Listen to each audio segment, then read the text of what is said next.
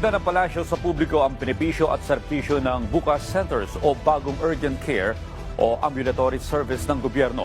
Ayon sa palasyo, nasa 51 Bukas Centers na ang operational sa buong bansa. Libre dito ang lab test, check-up at ilang operasyon gaya ng katarata.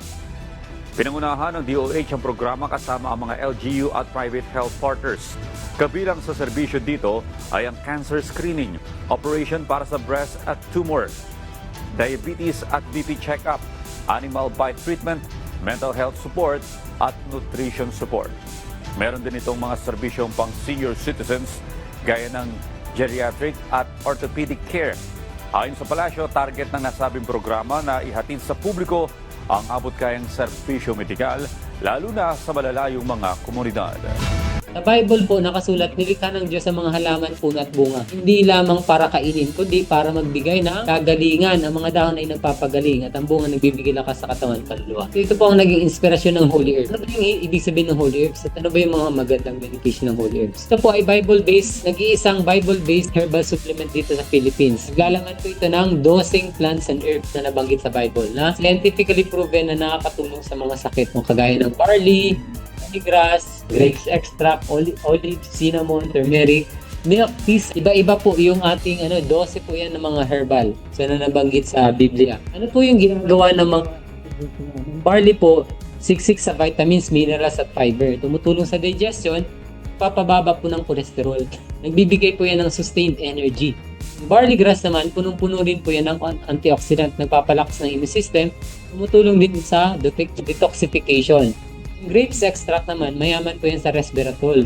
Ano po yung resveratrol? Nagpapaganda po yan ng blood circulation at nagpoprotekta po sa ating puso. Perfect po yan sa may mga heart problem or heart issues. Next, olives. Natural na pangontra sa inflammation at protection laban sa arthritis at heart disease. Cinnamon naman po, pampababa ng blood sugar, pampa-improve ng metabolism. Turmeric naman po, natural anti-inflammatory na may curcumin. Tumutulong sa joint pain, immune boost at protection laban sa sakit. Kita niyo po ba kung gaano kaganda yung Holy Herbs? Thumbs up nga po. Ito po ay isa sa mga makakatulong ng dagdag nutrition sa mga na kailangan ng katawan para magkaroon ng totoong kagalingan.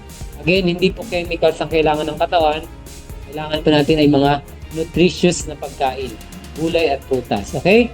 Dok, paano inumin yung Holy Herbs? Sige, dali lang po ito. Mag-enjoy din po kayo. Okay, una, syempre bubuksan niyo yan, lalagyan niyo ng tubig. Kasi meron na dyan naka-ready-made na powder juice, naka-extract. So, lalagyan niyo ng tubig, tapos sarado. Kung mainit na tubig dapat normal na temperature ng tubig. At saka, pwede rin naman yung medyo malamig ng konti lang. Huwag yung sobra. Kung nalagyan ng tubig, aabot po dito, i-shake properly.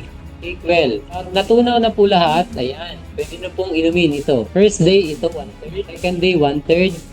Third day, 1/3. So, ang isang bote, for 3 days. Huwag niyo pong tutunggain Bakit? Kasi yung laway niyo, maiiwan dyan. Mapapanis yung matitira. So, ipalis niyo lang po sa baso, 1/3 lang. Yun yung recommended daily allowance. Tapos, pag napalis niyo na, balik niyo po sa ref.